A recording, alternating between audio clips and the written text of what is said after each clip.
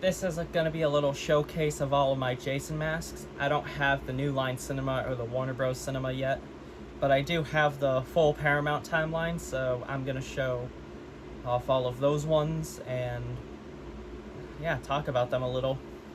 This one here, you could get all of the materials at Walmart: the fabric, the shoelace, the paint, the coffee. This one, of course, it's a sack mask. It works good for Jason as like a hillbilly.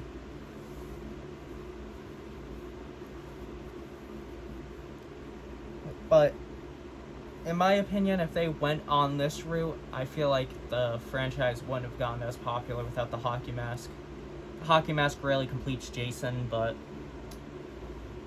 this has a really good start. I know they weren't gonna use this forever, but it's still really cool to see Jason with a sack rather than the hockey mask. Don't get me wrong, I love the hockey mask, but this just seems more fitting for a camp killer who's deformed. Reminds me of the Elephant Man, of course. Now, the next one is the part 3. By the way, all of these were painted by me. The blanks here were made by Fear City Creations. This one and my next one, I'll tell you which ones are made by who, but I've painted all of them. This is my part 3. Back of it white, front of it toasted marshmallow, and just extra dirt with some burnt umber, black, browns. Chevrons are also by Fear City. All of the scratching done by me, of course. This has to be one of my favorite masks within the franchise, just because it feels hockey.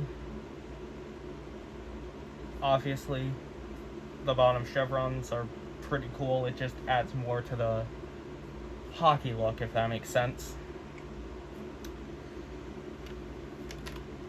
I want to show you guys this little effect that I did. All of the little chipping you see on the forehead, that's not chipping like with an X-Acto knife or some sort of effect. That's just regular paint. I just lightly went over the mask with it, going down with like a blackish brown color, and it just looks like it's chipping, which is a really cool effect. And it definitely saves a lot of time, because when I got home at work, I came home around 8 and I wanted to work on this mask, but I had a meeting I had to go to, so it was poor timing. But overall, I'm pretty happy with the mask. Now, part 4, this is my first Fear City Creations, and this one, it's the first time I've been cutting, drilling, because Fear City doesn't sell the pre-cut blanks anymore, which I kind of find weird, but it's fine. For a first time, I think it's not as bad. I've definitely learned my way around a Dremel when taking off paint on my Michael Myers masks, but it was a lot harder because I had to get a step drill bit, which I never used. Like, there's some holes that are bigger than the others, but it's fine. It's supposed to be battered, it's supposed to be beaten, it's supposed to be whatever.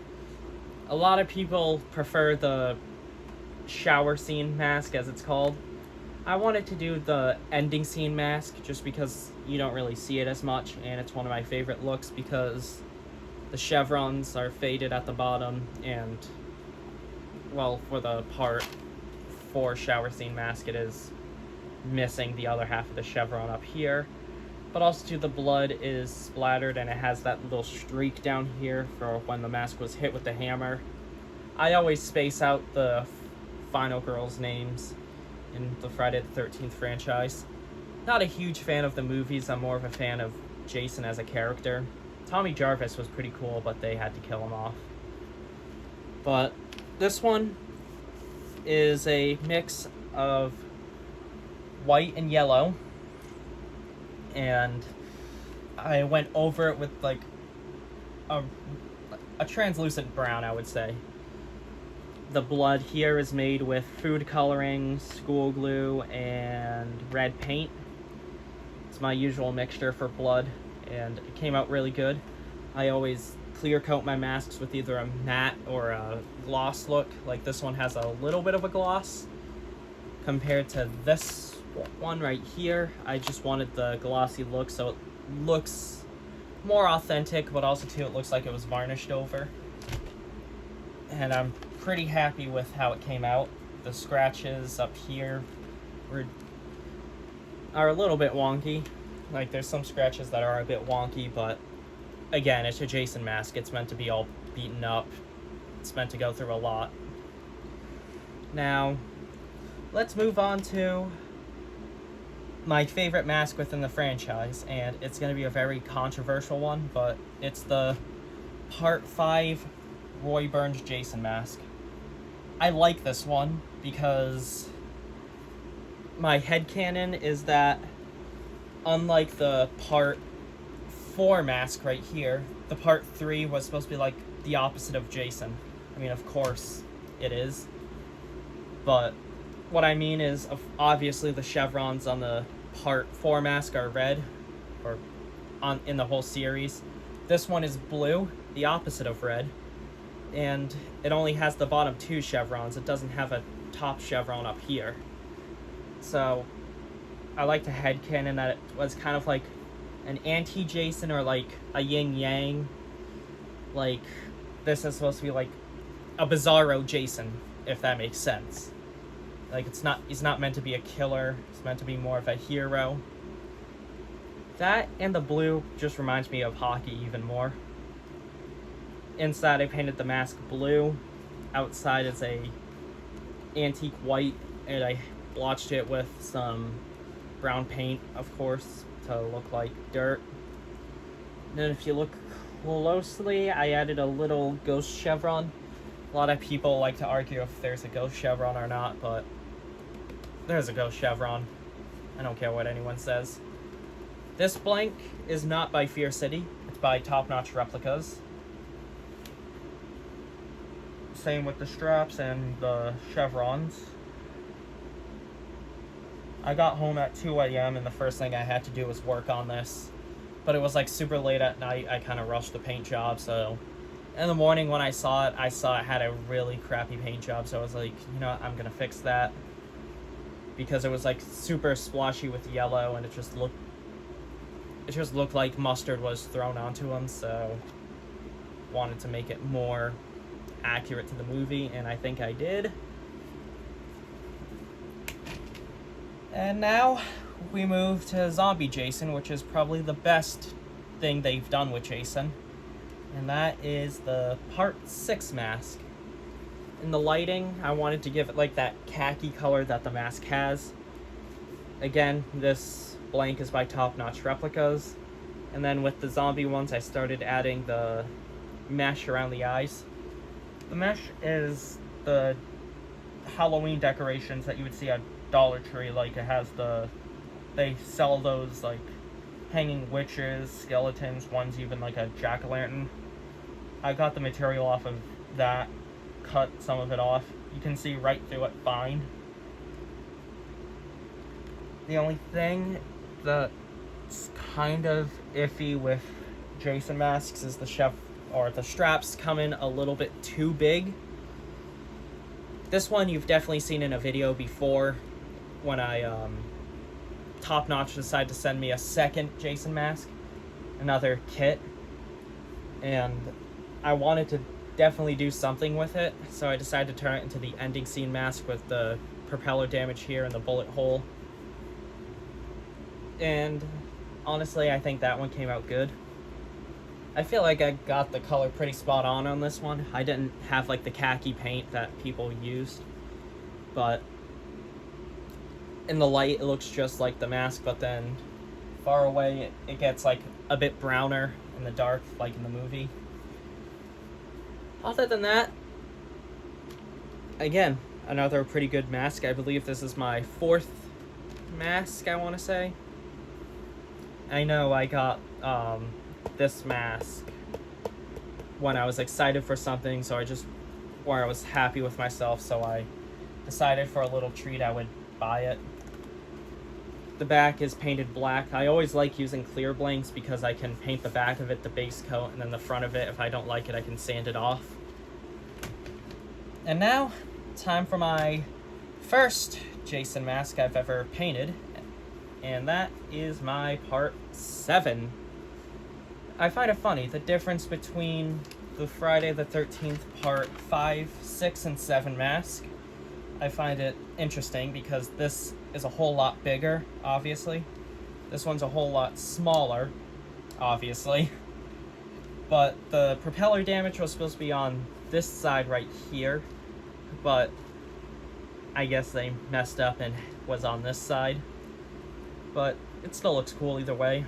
The straps were plastic leather or fake leather from Walmart. It's crappy, but it gets the job done. Again, it's a beaten up mask. It's not going to be pristine or anything like that. For a first time, I feel like this is a really good mask. I painted it, I believe, just regular white, and then I added all of the damage with some greens, yellows, browns. And then when I clear coated it, I went over it with a black. With all the holes here, I didn't drill them. I just got a knife and just kind of dug my way through them a little bit. Gets the job done.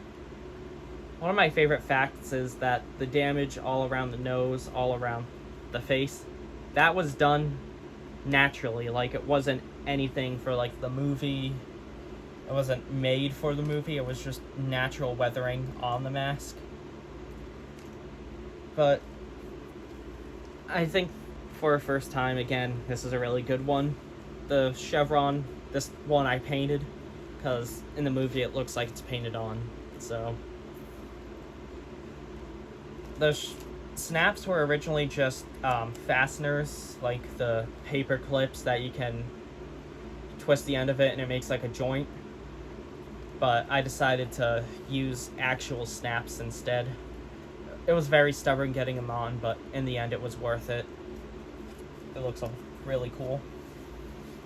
This one I had a full costume with, as you saw, but unfortunately that costume is unwearable because of how uncomfortable it is, and it's too tight to put on my body, so I'll probably have to get another undersuit or the rotting flesh. Just get, like, better clothing, a better way to put it on.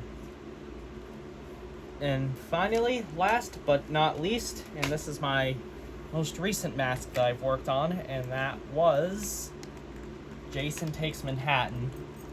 This one, the blank is by Top Notch Replicas. I forgot to mention that my Part 7 was also 2 by Top Notch Replicas, but this one's Top Notch Replicas, but the strap is Fear City Creations. Top Notch had like the brown straps, and I didn't like how they looked, so I decided to go for the Part 8 Fear City straps. Again, has the mesh in the eyes. This one is clear coated with the gloss because I wanted to make the mask look super wet. Side of the mask is painted silver. First it was black, and then I painted it with silver so it looks like a metal mask.